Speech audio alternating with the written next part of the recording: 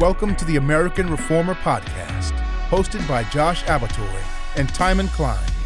Our mission is to promote a vigorous Christian approach to the cultural challenges of our day, rooted in the rich tradition of Protestant social and political thought.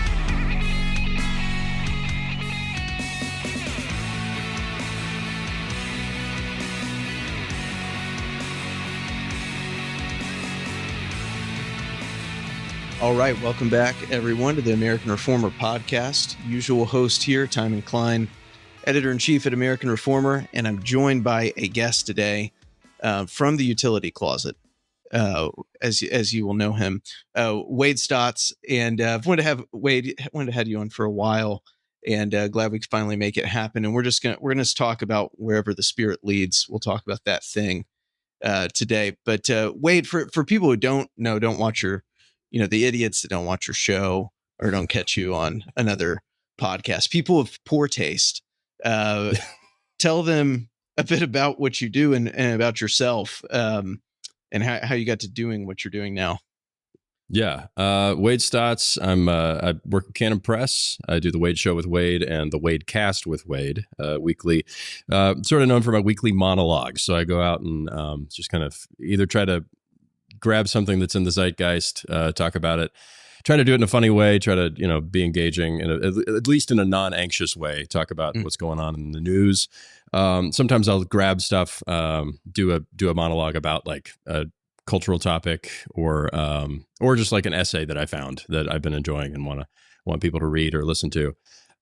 So yeah, I do that every week, and then I do the Wadecast also over at Canon Plus, which is very fun. And yeah, I'm all over the place. Wade Stotts on X if you want some background for this conversation. Excellent. And I saw on Twitter at time of recording that so you're supposed to say X, formerly known as Twitter. Yes. Every article still does this, like a year or two later. That Tucker is going to be re-entering the monologue game, so you'll once again have competition. But as it stands, you're the only monologuer. As far as I know, it's been a lost art, but it's being revived. Tucker's monologues are amazing. I just play them and then stand with my salute hat, in the full salute every time I watch those. Those are great. Yeah, miss the monologues. Which it's they're much better than the guests are good too, but the monologues are where he shines. So maybe we'll get some of that back. We'll see. The medium is the message, as they say. The monologue is the message. Okay, so we wanted to talk about, in many ways, stuff you talk about regularly, either on your show or elsewhere. Stuff that I'm sure on our show here we've touched on these things before in various ways. But I wanted to open it up with sort of, this is in a way is setting the table for what we're going to talk about with culture and politics, which is sort of the positions of the left and the right at this point and how we should conceive of them. Because some of our categories and some of our definitions for where the two poles stand are kind of outdated. They're not taking account of how conditions have changed and positioning has changed. So it could be argued, I would argue, some people would say that, the left in many ways is in a position where they have had power for long enough, not totally uninterrupted. Every now and then the controlled opposition, is able to take power, but they've had power for long enough over key institutions, specifically culture building institutions that, they occupy the establishment. And therefore the establishment is always interested in conservation of its position. Even if its basic outlook is progressive, it's still actually the one conserving the status quo. That's certainly better than regression. So it doesn't make sense for the right at this point to be kind of talking about their outlook and their approach, not just to to their ideological enemies, but to culture writ large as conservatives. Because being a conservative right now would insinuate that you kind of like things the way they are, Yeah. Well, if anybody is committed to thinking of themselves as being conservative, because maybe all their heroes have thought of themselves that way or used that term, it might be better to think like, okay, who is in the defensive position right now? And the left absolutely is in the defensive position. And trying to, again, hold on to the things that they've been building over the past several decades. And so I'm not overly concerned with the labels going on, but I would want people to think, who, if you are in the offensive position, right? If you're on the field and you think you are on defense, but you're actually on offense, then that's going to change the way you play. So it's not just a terminology discussion, but it's a question of what am I doing? What am I here to do? And so, yeah, you could call the things that, say, Trump is doing right now, you could call them conservative from one perspective, by saying we're trying to get rid of a bunch of stuff and get it back to basics or whatever. But really, it is a full out assault on the sort of leftist progressive government that's been building since FDR and before. So is that conservative? I don't really know. But I'm not overly committed to the term conservative, but I am committed to the guys who called themselves conservatives, like the guy like Russell Kirk. I'm very committed to being a guy. I want all the things that Russell Kirk wanted, and I love all the things that Russell Kirk loved. Russell Kirk, of all people, was the guy who was saying at the time when he was writing, this stuff isn't going to be here forever. We are not, and he he may have held on to the idea that he was conserving too long. But all the stuff that he saw, the roots of American order, right? All the stuff that he saw as being the basics of America, those are the same things that I want. So yes, you could call me a conservative because I like Russell Kirk. But if you want what Russell Kirk wanted, you're going to have to do a lot of offensive work and a lot of tearing down of the establishment, as you well said. Yeah, I think the this sentiment seems to be, at least with the younger right, somewhat growing or this recognition of like what is there left, to conserve, at least at scale. We're not talking about like maybe you live in a great town and of course your family, is worth conserving and these things. But at scale, is there any even, residue of the things that, Russell Kirk would talk about remaining now? And if there's not, then as you said, the approach and the strategy and our posture needs to be totally changed. And maybe, the sort of conservatism Inc. is not just wrongly postured, but, self-interestedly postured in maintaining their ineffectiveness. So I think that's part, just for people like kind of orienting what's the angst on the right, especially with younger people. This is partly is trying to figure out, I think, the appropriate strategies and postures, and workable coalitions. So like what's your assessment at this point of what constitutes MAGA? I mean, this has been a question that we've been talking about for like 10 years, right? And there's plenty of good arguments to say like it kind of is held together in some strange spiritual way by Trump himself, and it can't continue after. But what are like the elements on MAGA and the new right? What constitutes the coalition from your perspective, so that we can get a handle on like the various interests involved? Yeah, I think Orrin Cass summarized it pretty well when he said that MAGA, what Trump wants, and you can't talk about MAGA without Trump, as you said, but what Trump wants is to build walls around the country and then take walls down within the country. And I think that is pretty close to defining what's going on. As far as economic laws and as far as movement of people, I think that's sort of the center of MAGA. So that you get trade policy in that, you get immigration policy in that. And I think trade and immigration are going to be just making people feel like, okay, well, we are America. We have interests. We have things that we want, and those are contrasted with things that we don't want. That's the revelation, I think, to some people when J.D. Vance goes on CBS and says, I don't really care. I don't want that guy in my country. Mm-hmm. So he's not hung up in the procedurals of when should he have not come here and all this sort of stuff. They want people to get hung up on that. But J.D. Vance doesn't go for that. And I think the spirit of just saying we have things that we want, we have things that we decidedly do not want, and we're okay with making that distinction. In the same way, I mean, when Trump, the infamous Trump and Zelensky, I almost forgot his name, Trump and Zelensky meeting. I wish I could. Yeah. Yeah. But there in that meeting, that was the first time that Zelensky had ever met with a U.S. president who talked in terms of, we want this. Yeah. And if you're going to come in here and demand X, Y, and Z, then you have to understand we want things, we have interests, and we're willing to negotiate in those terms. So I think I think that's the center of it. And I think a lot of people can coalesce around that. But the people who do coalesce around that, there are going to be differences. And I think that's okay for this next step. It's a very basic political principle. America is a thing, and there are things that are in contrast to that thing.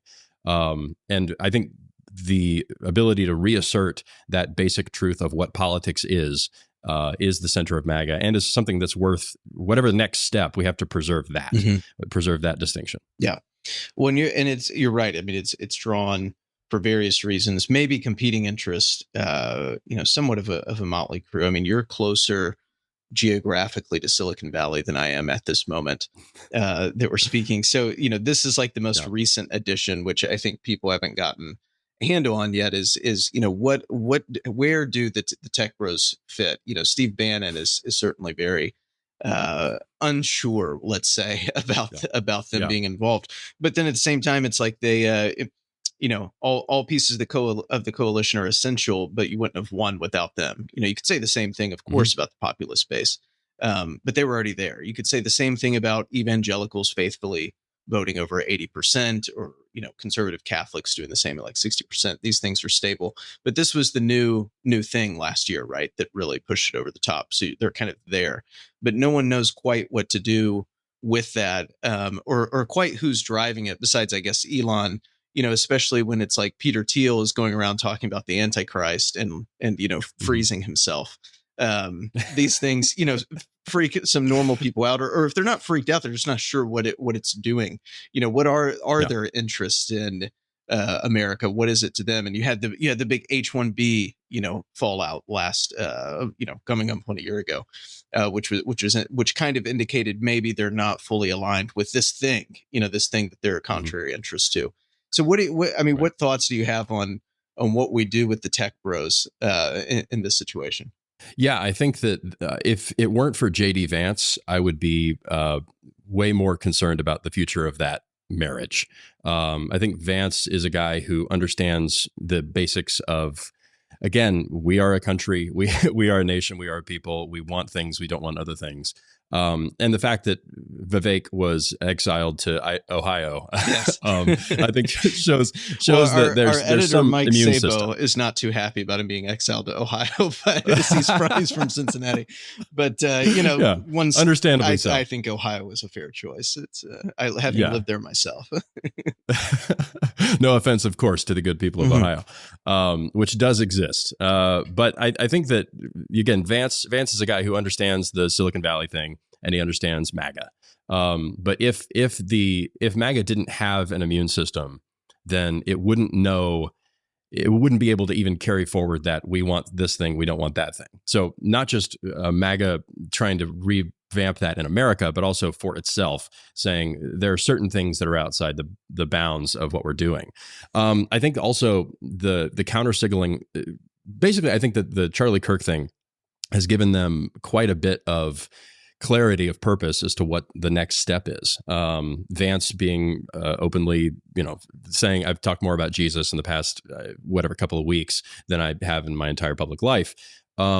That is a revelation. That's a new thing. And Trump, I think yesterday at time of recording, mentioned something in the White House about, like, we want God, we want a country. If your country doesn't have God, then nobody wants to please God, and that's really bad. Yeah. And you could parse that theologically and have all sorts of debates about that.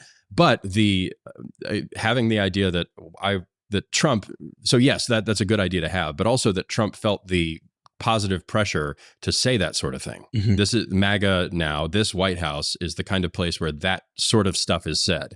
It may be said more eloquently by others in the White House, but it's a central point that I think Trump now understands.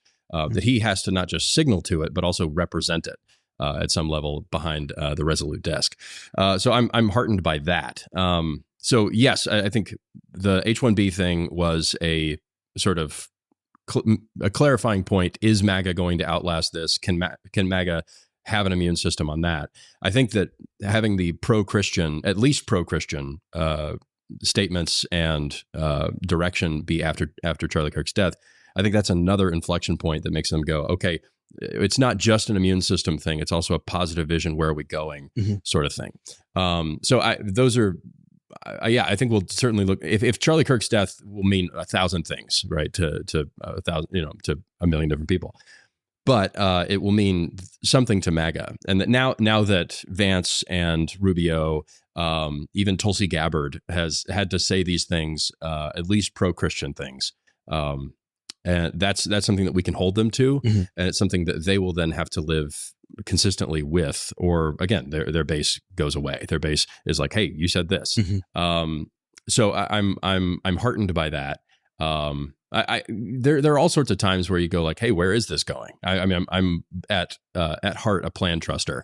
Yes. But generally you go, okay, I don't have all answers for everything that's going to happen. But we're going in a really good direction. Yeah, I think, yes, this is a plan trusting podcast. Only plan trusters here. You didn't have to be a plan truster since the Golden Escalator, but you had to be a plan truster since last year. That's the requirement. So yeah, and it's it feels like a long time, but it's been 8 months or something like that. So we're just getting into this, and a lot of stuff's being figured out. Some of the stuff, the challenges domestically are sort of unprecedented. So, patience, plan trusting is good. And the reason you elect a monarch is so you don't have to worry about these rudimentary things anymore. You just unleash him, and take some time off. The MAGA campaigns are a wild ride, and I think everyone needs a break still. The energy, you can't maintain that energy. But speaking of Charlie Kirk, I mean, as many people did, I unexpectedly or unintentionally watched like all 5 hours of the more sat down to just check it out, and couldn't stop watching it. Most incredible thing I've ever seen broadcast in my lifetime. Absolutely, surreal in that way. Many of our friends were actually there, which must have been awesome. What do you make of it in terms of its impact? I mean, one thing I heard from many people, kind of in our niche circles, is like, is this the end of negative world? Is for once is kind of the law of fashion is always been on Trump's side. When you see Zoomers who can't vote doing TikTok videos with MAGA hats, that he has fashion on his side, right? There's something cool about it. And when the entire cabinet does at least the pro-Christian thing, right? I mean, many of them, I would say, it would be I'm not cynical enough to not take them as totally genuine. Marco Rubio may have done, the best job, as this is his newest job, is to be America's pastor, I suppose. It's the most recent addition, but it was just, incredible. And it does indicate something. And is it now once again, in some way, a positive thing to be a Christian, at least in half of, we'll talk more about culture wars, but at least in a sizable portion, maybe half of the country, has it gone from being, negative, or maybe even just neutral still in half the country, to being, now it's a positive thing. You need to signal this stuff. You need to, publicly at least pretend to be Christian, to be kind of in. Right. Yeah. It very well could be. I mean, I was thinking about, the memorial itself. I was thinking, okay, Charlie Kirk's death is a happening. It's something that happened, and it changes things. I was thinking of the memorial as being a kind of button on that happening, right? So Charlie Kirk's death, and then, okay, here we have a time to remember this happening. But the thing itself became its own happening, which I think has to enter into our calculation for the future, because it's entered in the calculation for the future of the people who spoke there. This was not just another speaking engagement. So yes, I mean, it is possible. I think that if we're in positive world or a neutral world, it's more that you can. So it's maybe more thin than that, and sort of like it is a positive thing for you to like Charlie Kirk, at least in mainstream American culture, and admiring Charlie Kirk and wanting to be like Charlie Kirk are now positive. So maybe the Christianity piece is just a part of that, but I would rather have. It's there's always going to be central heroes, right? It can't just be I'm okay with being a Christian in a general sense, but being like Charlie Kirk, that's it's more personal, and I think it also might have more staying power for that reason. It really is an interesting question, and I think we may only know that in 10 years. If this was just a spark of, okay, it's positive to be a Christian now. But it certainly is. I mean, when I think RFK mentioned something about his daughter packing a Bible to go to college, and just saying, I want to be like Charlie. And I don't know what that means for her in particular, but there's a general pressure right now, kind of positive pressure for people to go, okay, even if I don't end up being as good of a Christian as Charlie was, I recognize that that's a good thing. Being like Charlie Kirk is a positive. Yeah. No, I think that's really the way you're breaking it down is very important, and I think that's right. You couldn't say there's this groundswell of like everyone who is noteworthy and like important is a serious Christian, therefore like there's nowhere else to go. But there at least is this one person who's now highly admired, more admired than he was in his life, in many ways because of how he died. And it's important to, or you have to at least suggest that you want to be like him, and that includes, as one facet of that, being a Christian. I think that's a good way to understand it. And it the benefit of it too at this time is you already had, at least in some circles, let's just say again the young kind of right-wing white guys. The general idea, and you would see this expressed through social media and various things, of kind of taking Pascal's wager, and it's like the rebellious thing to do now is kind of is to be a Christian if you have these progressive lib parents from San Francisco. And they would kind of do that, or everything else is cutting against it. Or like modernity sucks. And so, I'm trying these. So these are all negative incentives to go that way. But now you do have, and I haven't noticed any sort of parallel to this, a positive incentive for doing that same thing, for at least, going to church, which young men are doing more and more, to being in some way a public Christian. This is the first real positive incentive to do that, positive example, which is presumably more effective. You can only, the hatred without the love is hard to maintain. But if you combine both of them, it's fairly powerful. So I think, but if there is, I was just going to say that if there is, I as a conservative Presbyterian, the watching the memorial service, that's not what I think of as a memorial service or as a church thing. But if I'm watching that, I'm going, if America has a Christian revival, it's probably going to look a lot like this, and I need to celebrate that. Everybody's tempted when you watch that to nitpick. But at watching that, I just go like, okay, these are my people. These are like regular old evangelical types.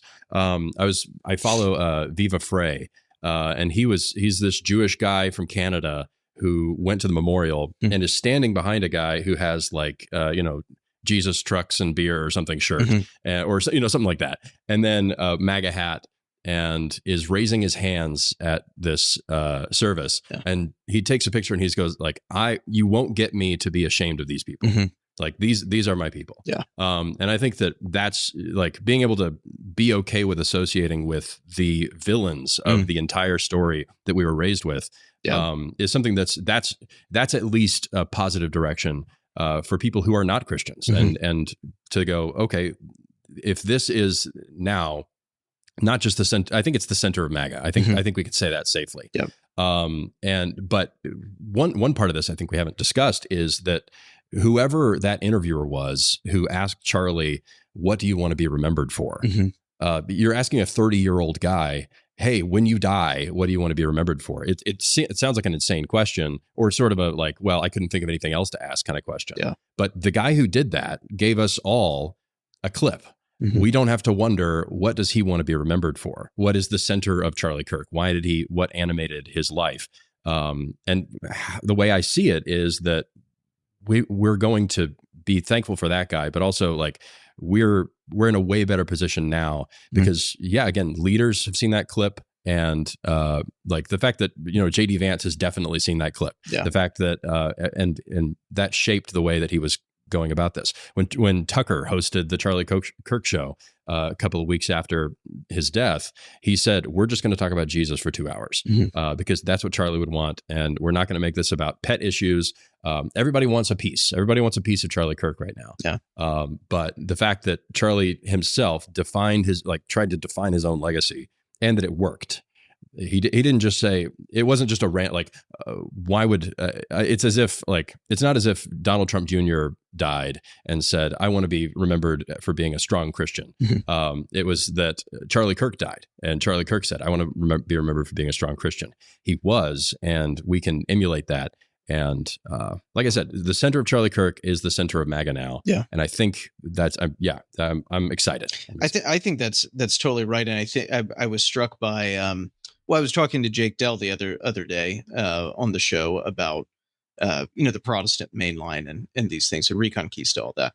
And he just made the comment as a historical reference points. It's like, if this had happened, in 1920, the Charlie Kirk Memorial would have been in the National Cathedral. Right. And the Episcopalians would be doing it, and it would be very stately and all these things, which is totally right. And we can lament that that's like not the National Cathedral is a dumpster fire in its administration and the theology anyway.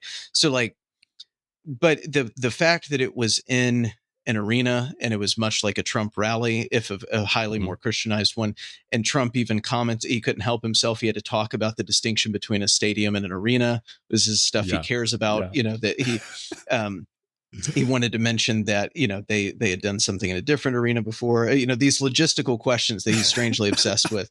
But it was a Trump rally. So I think saying this was sort of identifying the center of MAGA, is absolutely right. I think that's what that event represents in many ways, and sort of broadcast it, to the world. And you're right. Now, other people who maybe previously wouldn't have identified as strongly, even if they voted for Trump, even if they supported Trump with that.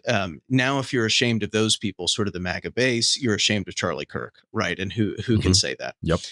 Which is very powerful. And the people who are not just ashamed of Charlie Kirk, but hated him, had significant public retribution brought upon them, I think rightly so, for at least expressing these things and expressing them sort of gratuitously. Did you think the response to that in particular was, I'll leave it open-ended. What did you think about it? I mean, many people have pointed out the contrast of how the left and right handled martyrdom. One, burned cities down for a whole summer, and the other had like prayer vigils. But then there was this side of it as well, where there was first time I've ever seen something like this that I can remember, maybe the first opportunity, where the people were pretty serious about making sure that those who celebrated Charlie's death, made fun of him, posted grotesque things, all this about his children. I mean, it was fairly bad, that if they were anyone of note, had any kind of station, that some kind of, at least pressure was brought. What did you think about the response generally? What is it? Does it signal anything? Was it, enough? Does it to actually accomplish what it should have? On and so forth. Well, I think that the good thing, it was bound to happen, but the response to the death of these two, the Thomas Chatterton Williams piece, I think there was more truth there than people probably let on. Yeah, is that the left had George Floyd and we have Charlie Kirk. Mainly, you can see this in how people responded to their deaths. The responses took on the character of the martyr. So you've got George Floyd, and he dies, and everybody starts acting like George Floyd, being a terror to police, being irresponsible, breaking stuff. And that's okay. We all saw what happens when your martyr is George Floyd. And then Charlie Kirk himself held in tension, or in positive, I sound like a lib, but like in positive tension, this idea that, okay, I can forgive people, I can be kind to people, I can try to appeal to people, while also recognizing that there needs to be justice for crimes. So the response to Charlie's death takes on the character of Charlie. And so it's really good that he was the kind of guy who could hold both those two ideas in his head at the same time. Whereas I don't think George Floyd could hold one idea in his head at one time. And so it's hard when you OD on fentanyl to hold any ideas. Yeah, absolutely. Not a big ideas guy. No. But I think that is heartening to me. The reason that it turned out so well, and I think will continue to turn out well, is that it was Charlie Kirk who died. And it doesn't just speak to the character of the people who liked him, but also it was his death meant that people started acting like him in the same way that George Floyd's did. So yeah, I think that we will absolutely see continued action in the name of Charlie Kirk. We see that with, again, the Stephen Miller talking, Trump talking, that being kind of one side of the response. And then, Erica Kirk herself talking basically from the other angle, but having one single perspective on, as a Christian, this is my responsibility as a person. As a magistrate, this is my responsibility to take care of this stuff. Stephen Miller says, we are going to take care of these people and we're going to do it in Charlie's name. Look out, right? If you contributed to this or are celebrating this, look out. And yeah, I can stand on both. I can listen to both of those speeches and like have it well up, have my heart well up and go, yeah, that's exactly what we're going to do. We're going to act like Christians and we're going to like take care of evil. Yeah. No, yes, all were enjoyable. Both great people on both sides. And the speech from the Hebrew Hammer, as he's often called online, Stephen Miller, who we all love, and then his follow-up speech in Memphis, is more of the same. Yes. I think it is a refreshing thing to see. I totally believe, that there was an interview with his wife recently where she said something like he wakes her up every morning saying that it's time to wake up and defeat the left. And that's what and then he leaves, for the day. Yeah. And I totally believe this. It's the only person I would believe that about, of like, there's only one gear, there's only one speed. And it's fantastic. He can run as much as the government as he wants. But that's right. Holding those, as especially, as good evangelical Protestants, we're able to we should be able to hold these things in tandem and say, for the private citizen, what Erica Kirk did was totally a model and inspiration. And then for the public man, and indeed we should call on the public man to respond in the way that the government officials did when referring to those kinds of actions. These things are both and it's good. not just a Yeah, and it's not just a yeah, sure, okay. Yeah. Like there's going to be like we can actually be excited about both. Yeah. Not just sort of shrug off and go, sure, you can do that. Like, yeah. But the real ones over here, like both are real, both are good, and we can cheer both. Yeah. And I think it's totally appropriate for us to, we can talk about the Big Eva, thought leaders, almost universally like whiffing on this, on the Charlie Kirk's assassination. But there was immediately think pieces written of like, oh, we shouldn't, maybe, like you're saying, maybe it's okay the magistrate has some kind of retaliation, but we shouldn't be calling for vengeance and like retribution on public wrongs done and this kind of thing. And I would just say it's exactly wrong. We should absolutely, vengeance is the Lord's and the magistrate is God on earth. This is exactly what he's supposed to do.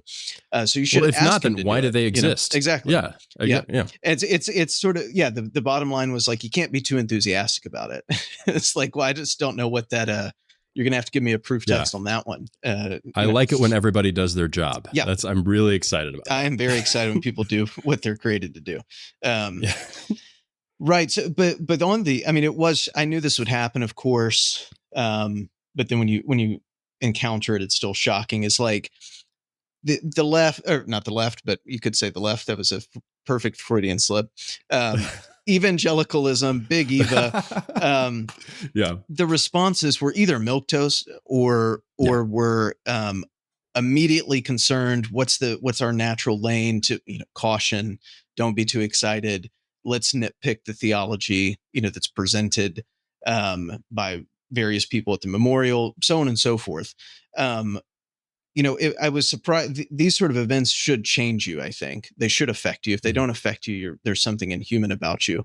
And I could only conclude that there is something inhuman about Big Eva because it seemed to have exactly zero impact on their behavior. It was sort of, insert the new data and press go again. But maybe you saw some things that I'm missing too. If you can vindicate Big Eva, please do. Yeah, I'm sorry, but I cannot bring joyous news about Big Eva right now. But I do. It is striking that the people who were maybe would mention something cultural once in a while, just kind of test the waters, are now, I think, at some level emboldened to talk that way. The people who already thought that and might go, who knows if the pushback is worth it. Yeah. I think that because of Charlie, they are emboldened. Pastors are emboldened. Christians who are in public life are emboldened to talk that way. I think that's good. And in the same way that I talked about this with Joe Rigney, but of course he brought up C.S. Lewis, but he talked about... He's the only one I allow to break the C.S. Lewis moratorium at American Reformer, which is not because we hate C.S. Lewis. It is an effort to help people read other things as well. But Joe has a sort of get out of jail free card and is allowed to do these things. But anyway. Yeah, he's going to do it. He's going to do it. Yeah, you can't stop him. That's what I realized. So it just makes you look weak if you try to. Yeah. But the positive, good getting better, bad getting worse. Yeah. I think that's what we're seeing. So if the bad, if you were already headed down that path, then of course you're going to celebrate Charlie Kirk's death. Yeah. So if you were pressured into posting the black square, then you're going to celebrate Charlie Kirk's death. You're already down that road. Yeah. In the same way that if you felt if you were testing the waters back in 2020, seeing if it's okay if I say this, maybe in the recent years you've been testing the waters, you were emboldened to say good things and to lead people. I just can't imagine. I mean, you and I both saw, everybody saw these TikToks of people going, I'm going to church for the first time and I'm doing it for Charlie. Here we go. And the guy who just was talking to camera, he said, my wife bought this suit for me for our 6th anniversary or something. And he just said, I'm going to church. I'm doing it. Yeah. And I'm going to try to be a better father. We all saw those guys. And I just hope and pray that those guys found a place to land. And that he didn't show up as the only guy wearing a suit at a place where everybody's in casual workout wear and singing songs about nothing. I hope that he found a spot where other people are trying to be good dads. And no matter what the music was, I hope that at least somebody he was not embarrassed at any point. I hope everybody there didn't look at him funny, didn't if he accidentally cursed like he did in the video. I hope nobody just sort of went, cringed visibly. We're going to have, I think we all recognize, growing up in evangelicalism, we all thought okay, there are going to be people here who come and they're broken, right? They're going to be broken people who are broken by their sin, and we have to be receptive to those people. They're going to be people who are here, coming into churches who are wanting everything that you've been trying to hide. Yeah, they're all the pieces of how should a wife treat her husband? How should a husband treat his wife? How do you raise kids? All the stuff that you've been trying to that's for the special Christians who go to the weekend seminars about parenting or whatever. These guys want the basics. These guys, they want Christian life. And if you don't give it to them, I'm sad for those people, obviously. But I'm also if you haven't, my hope is that the 2020 insanity and beyond emboldened enough people, got people in a good enough state to where they can handle this influx of people. Any influx there's going to be problems, even if you were ready for it. But my hope is that they were more ready because of all of the craziness that happened over the past few years. And if these people were embarrassed the first time they went to church, I hope they go somewhere else. And I hope they find find a pastor who is excited to have them and goes, yes, absolutely. Let's learn and let's act like Christians. Let's talk like that. Yeah. Like I said, it's a positive development. I think that we're more ready than we would have been. But the bad pastors, the ones who like went on Charlie, the 3 days after Charlie Kirk died, who went up and just talked about this general, they tried to keep it as, well, there's a negative culture going on, or there's not enough humility in the world, and that's why this happened.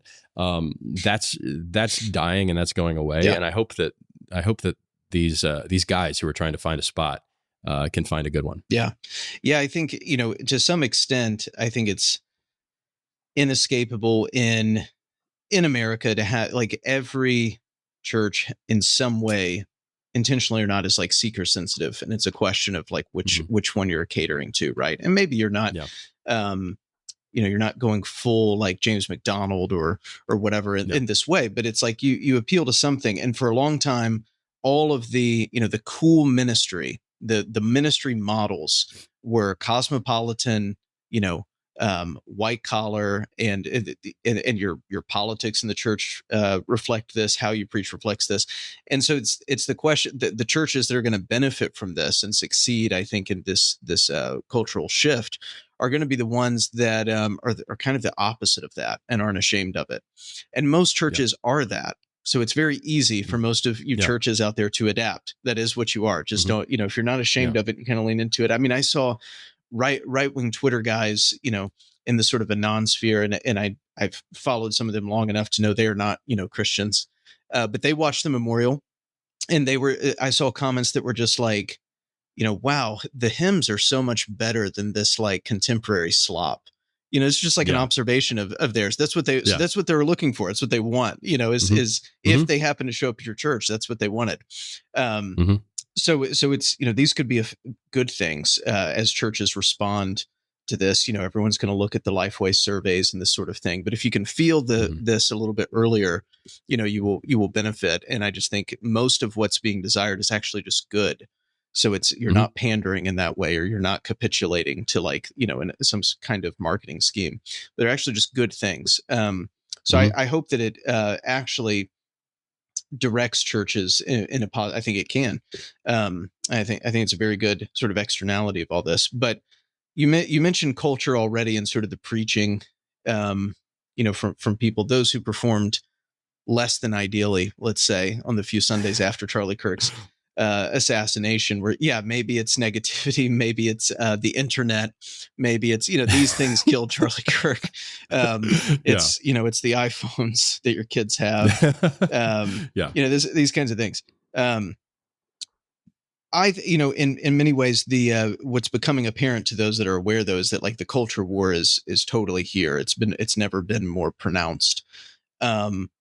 So I wanted to talk to you about, how is that kind of warfare waged in the new state of affairs? Because things have radically changed since the 70s and the 80s when we think of, the culture warriors who were also Cold Warriors, all this kind of package deal. We all have in our mind Jerry Falwell and Pat Robertson and these types of people that, we don't look up to them like Charlie Kirk does. And certainly Zoomers have no idea who they are. So what's kind of changed, and like how should this actually be waged? How should we think about cultural conflict in this way and actually winning it? It always strikes me evangelicals love this kind of marketplace of ideas feel, but they seem to not want to compete in the market. It's like their job is to maintain market controls where no one can really compete because no one can win. So it's like how do you actually participate in this, though? None of us want a hot war. I want to keep it at a cultural war level. But how should evangelicals actually think about doing this and doing it well? I haven't heard it summarized this well until this morning. I saw a message from Joe Rigney where he said, like, culture warrior for most of evangelicalism is code for right wing. So that's what people mean. And so there were always like pastors who were okay with being involved in the culture war, but if basically they were the ones just saying all war should stop. And that's not a tenable position if you're actually in a war. Sort of standing on the sidelines and going, stop fighting is not going to slow things down. And I think that, yes, what you said about the culture war is true. That's where it's the thing that keeps us from going into a hot war. And the fact that Pat Buchanan at the time, like Pat Buchanan's, when he made the famous culture war speech, everybody thought of that as like being premature or like, oh no, surely things have not gotten that bad. But we all recognize, hey, that guy was speaking the truth at a time when everybody wanted to pretend there wasn't really a fight going on. And I'll point out, if I can, that in that speech, he notes that I think it's Mario Cuomo had already called him a fascist. So this slur was already very alive and well at the time. 100%. The sort of weapons have not been updated. It's the same deal. Yeah. But like, I think that having heroes that were involved in that first culture war is okay. And the fact that, Pat Buchanan was one of the guys who basically defined that term and made turn that into something that people thought of. It's good for people to rediscover Pat Buchanan and go, oh, it wasn't just Pat Robertson. He wasn't the only Pat involved in the project. But yeah, reading Pat Buchanan is a good thing that people can pick up on and not just go back to the cringe stuff. But yeah, they are vindicated. Pat Robertson is vindicated. Jerry Falwell, all the people that we wanted to be ashamed of. I remember. I mean, I'm a comedy fan. I for some reason got into talking politics, but my vision of Pat Buchanan for a long time was like based on one Norm Macdonald joke that I heard. And I've always thought like it was a great joke, and it was something like. It was the Republican primaries, and somebody critiqued Pat Buchanan for if he gets elected, then yada yada is going to happen, and then and Pat Buchanan responded that if his opponent wins, that black people will retain the right to vote. So I was like, oh, that's a great joke, but it's the form of it's great, and then later on I like realized like, oh, I think that joke actually kept me from reading the books, but I picked him up reading way late back in 2015, 16. Something like that. But yeah, like recognizing, hey, you've been turned off by comedians. You like the reason that you've not had access to this stuff is because of a cultural force. Norm Macdonald, God rest his soul, love Norm. And I don't want to highlight him and as just being a bad example, but he functioned in a way that actually was fighting the culture war, pushing me away from like the good stuff going on. So yeah, there's good stuff, and people are working in that direction. My hope is again that like people will recognize this isn't starting now, and it's also true that we're not the first people who have pushed back. It may have been muted because of that cultural leftist supremacy, but there are people to find. So Pat Buchanan is one. I mean, I live in Moscow, Idaho, so I'd be remiss to not mention Doug Wilson. But like, there are people who've been seeing this coming for a long time. In the same way, I mean, it's been talked about a lot, but we're in the small college town in North Idaho, and so the culture war has been really hot here for a long time. And people here have been called every single name in the book. Every name Pat Buchanan was called back at the same time. But it was just a smaller thing. So this culture war has been hot, not hot in that sense, but like it's been going at a pace. So like when Doug Wilson was talking about this stuff in the 80s and 90s and saying, hey, this is a culture war. This is the correct way to push back. That also felt premature.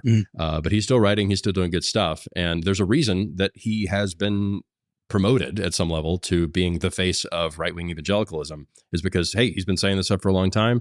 And, that's why he shows up on the Young Turks now. It's like, well, I guess we got to figure out what's been going on. I have to say, I think Jank treated him better than I've ever seen him treat a guest, period. Even the guests he agrees with, he treats them worse than that, which is amazing to see. In any case, no, I think that's right. I mean, I think we can look at those a lot of those guys and say they had this they had a foresight that was underappreciated, especially by their children who as you often do, you repudiate what your fathers were doing. You think it's lame, and cringe and these things. But I do think it's not an option to not fight it. And it's become more and more apparent to everyone that it's real, right? Especially it seems, unfortunately, that like the culture war aspects got real for people when they realized that the hot war aspects were further downstream, and already maybe we've reached some of them. So right. Now it was like, oh, okay, so something actually is going on. If they were in denial before, they totally recognize it now.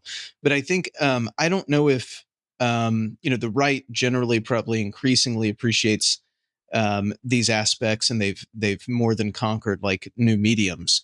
But I don't think evangelicals appreciate they don't appreciate propaganda and the way it works. They certainly don't recognize it working on themselves. The point you made about Norm, Norm, we could say Norm may have corrected later in life. His jokes about J6 were great, and his jokes his jokes about he got Bill interviewed. Clinton were great. Yes. Yeah. He got interviewed about that Pat Buchanan joke. Somebody asked him about it, and he said, "Oh, I never thought all the things that everybody used that joke or used. Yeah. People thought that I was calling him a horrible person who should never have any kind of power. And I'm not just going to say that because that's not like funny. It's not funny to be mad at Pat Buchanan.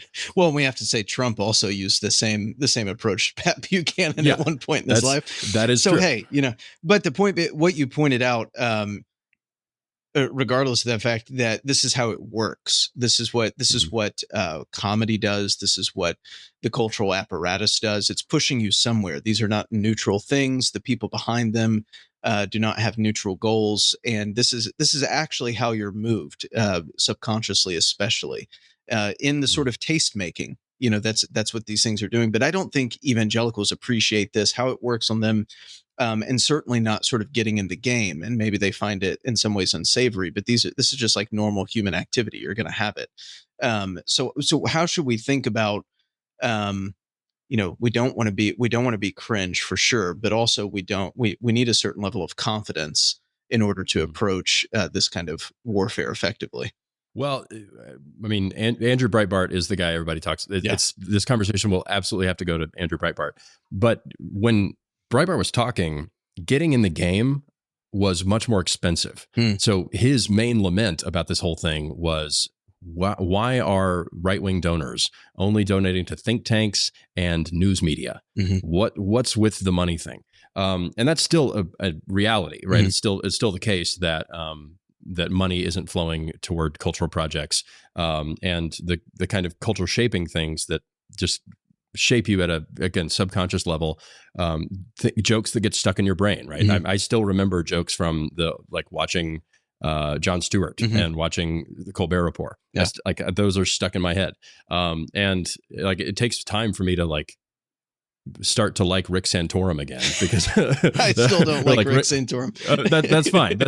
But thinking Rick Santorum, but I don't. I used to think of him as they thought of him as the devil. And so I was like, well, he must be just, exactly.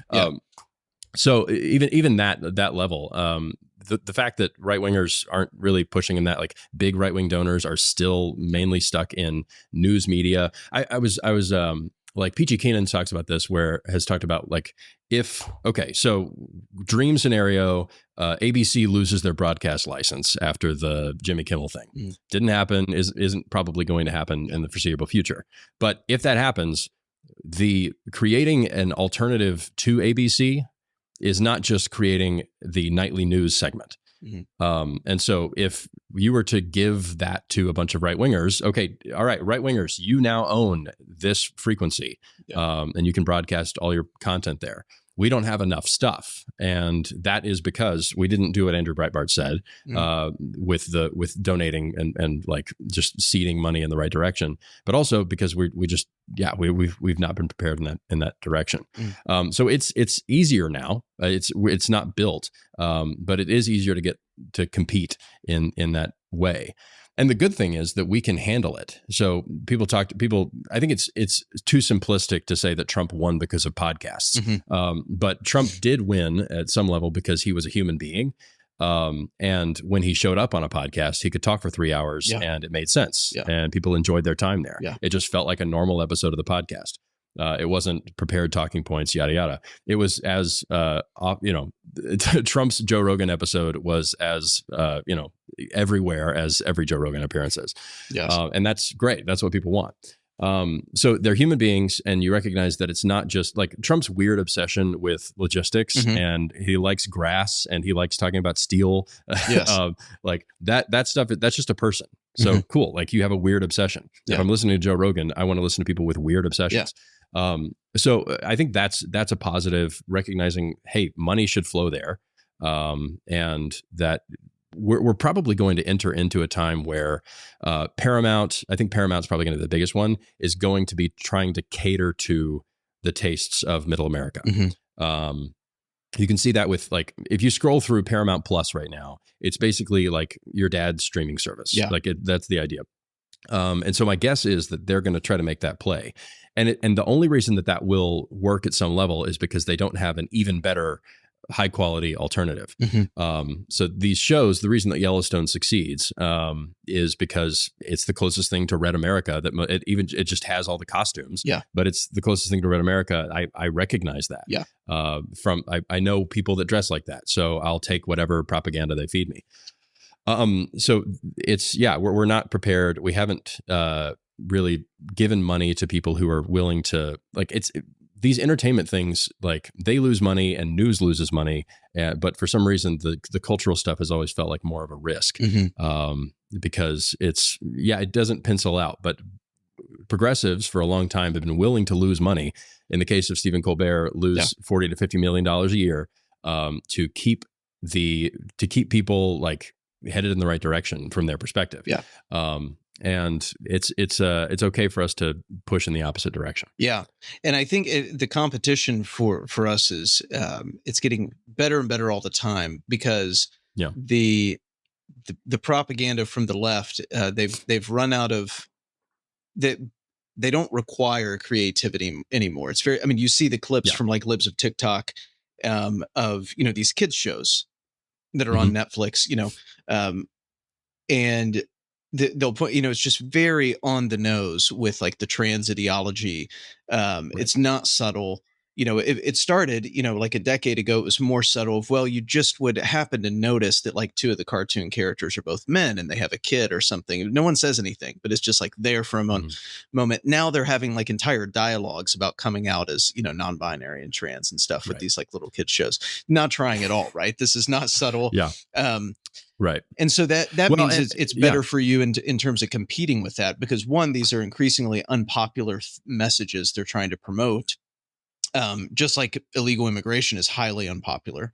And they're not doing a very good job of it. So you can present more popular sort of visions of life or ways of life in a more sort of tasteful and subtle way, like something like Yellowstone does. So we're just talking about, like, pure aesthetics.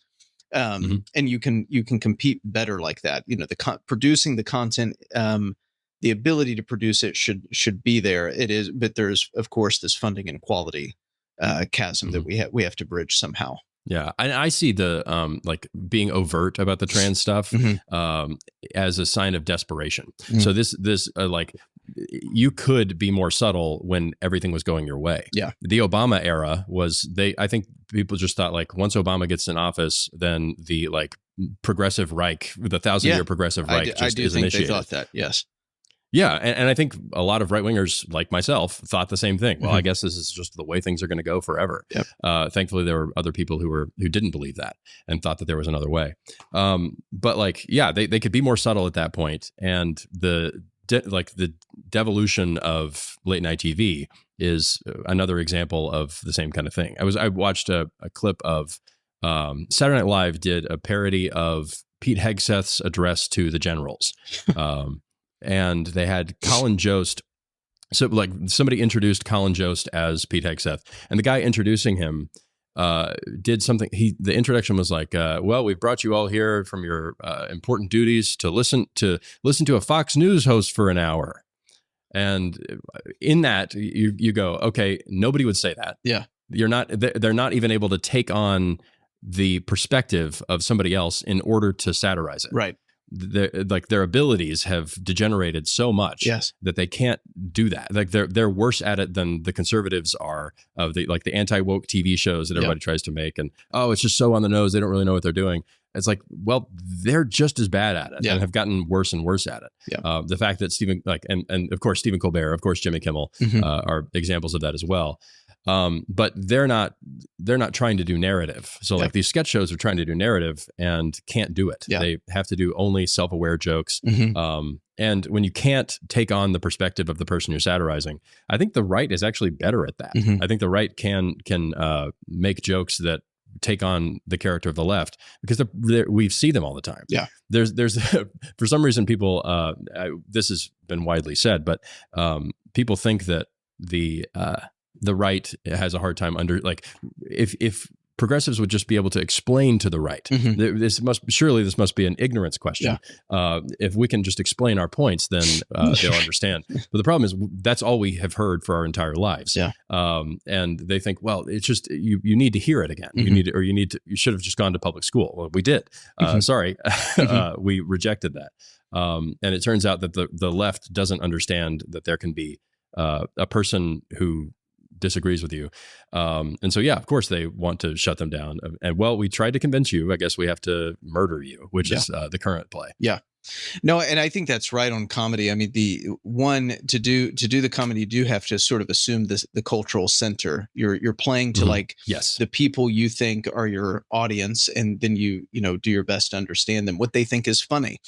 But it's very hard for you to make fun of things you don't understand. Beyond elementary, like understanding, they turn out like kids' jokes, right? Which are dumb because they don't actually understand anything and they don't land. But you don't have like the cute factor of being a kid doing it. And so the only time like SNL, every now and then still, when they make fun of things on the left, like the last time I think I remember really laughing at SNL is when they had this ongoing skit making fun of Morning Joe. And Joe Scarborough and Minka on there, and they like totally nailed it. It was hilarious, but they understand those people, right? So they understand, and they watch them all the time, so they can pick up on the subtleties and all these things. They don't pay attention to the people that they actually disdain, and so they're unable to actually, in a fun, even be funny about it. And they really don't want to be funny. They dislike them. You have to have a little bit of.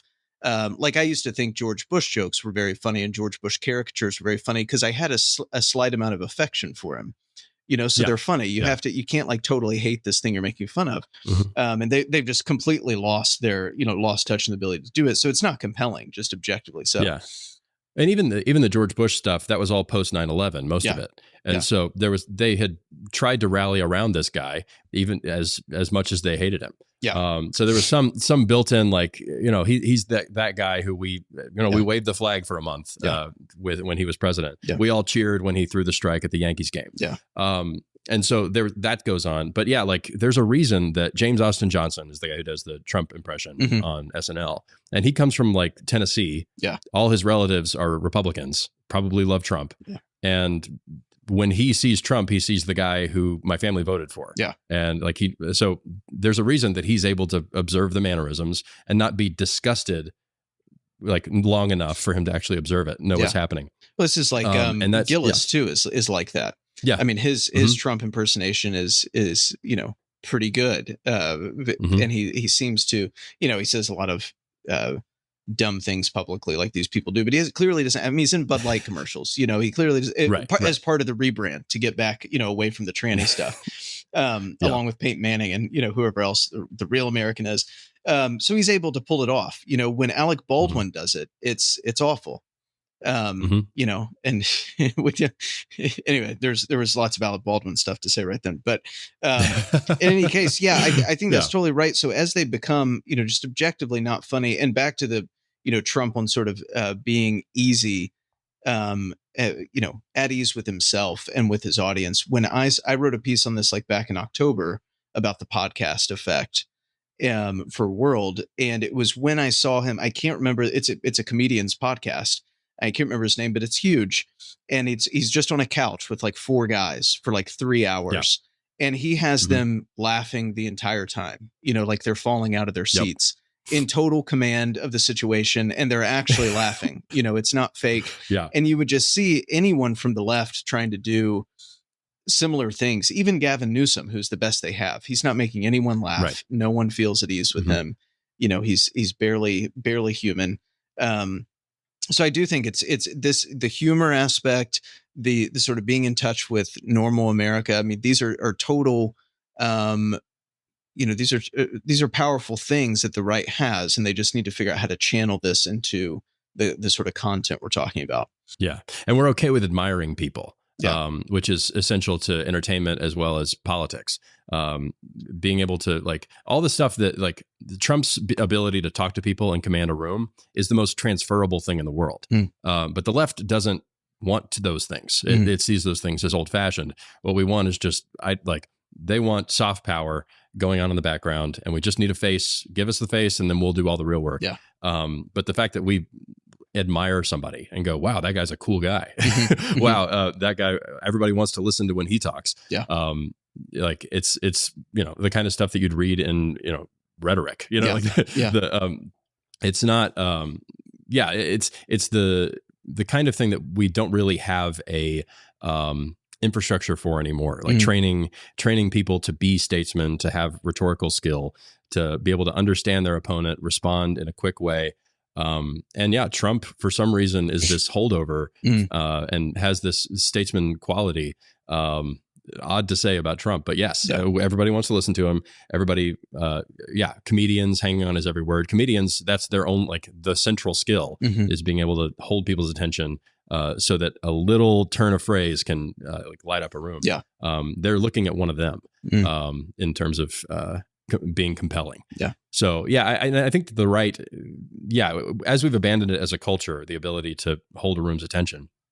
The right is weakened in that as well, but the right recognizes it, and we have institutions that still make the fact that my kids are in a school where they have to give presentations is something that doesn't happen in most schools because, well, we don't want kids to feel uncomfortable. And yes, it makes kids feel uncomfortable, but they have to memorize a Robert Louis Stevenson poem and then they give it out and they get graded on it. And they get, how were your gestures? What was your pattern of speech? Can people understand you? Those are things that matter for leadership in the future. And only one side is cultivating that. No, I think it's an excellent point. And the, of course, it's a lot of it is the personality. It's the nonverbal communication. Some of it is the X factor with Trump. Like, this can't be replicated. But it's very clear. Yes. I mean, whatever education you're getting on the left is not preparing people to even attempt to do this, to have the equipment to do it, which is a good thing for us. And for the future, and should be taken very seriously. What is it? What else is there on the right, and what you're seeing, even whether it's the local levels we were just talking about, schooling, or in sort of the political coalition that we've talked about earlier? What is it that makes you optimistic about the future, even with so much unknown? Yeah. I mean, the things that we talked about, I think, are the central things. But I also see that, when you do have the right-wing culture that is okay with sort of amplifying and crowning talent and saying, this guy is good. And the reason I think that the Democrats are having such trouble right now, it's one point that they don't have somebody who is impressive. But their whole system is built around making sure that people are unimpressive. So they create an unimpressive populace. And if you agree with everything that the Democrats think or that the liberals think, they're trying to inculcate. It's not aspirational. It's not aspirational at all.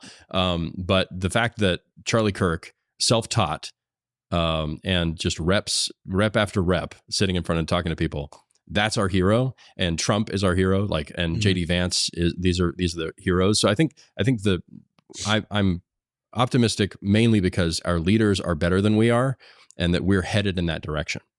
And I say that as somebody who is I'm a year older than Charlie Kirk was, but I look up to him as somebody. Oh, that guy's clear. That guy can command a room. He knows what he thinks. He's okay with communicating it, and is okay if people disagree. That's something to aspire to. So people who are younger than Charlie Kirk can look up to that.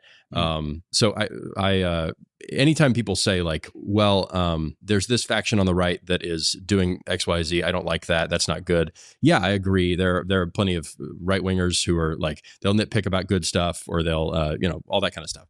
There's temperamental things that I think are different. But I think our leaders we're positioned in a way that we're headed in a good direction because our leaders are going a good way.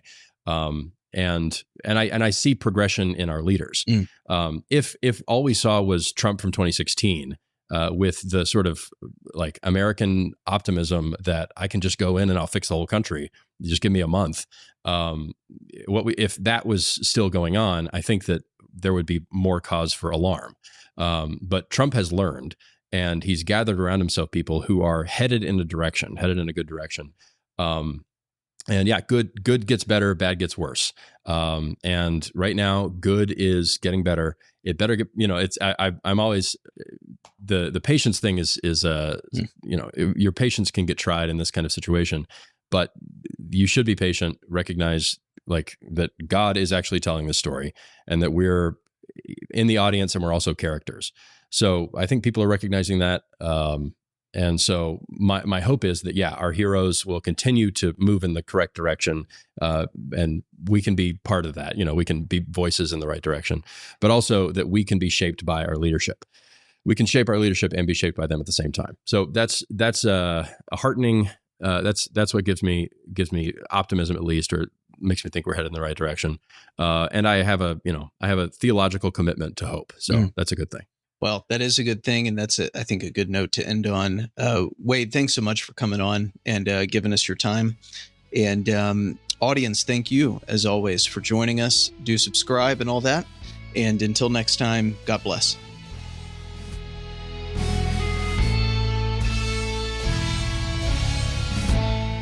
You can find American Reformer on the internet at www.americanreformer.org or on x.com, formerly Twitter, at @AMReformer. Don't forget to like, rate, review, and subscribe to this podcast. Please consider supporting us today by making a tax-deductible donation through our secure online donation portal at americanreformer.org. That's americanreformer.org.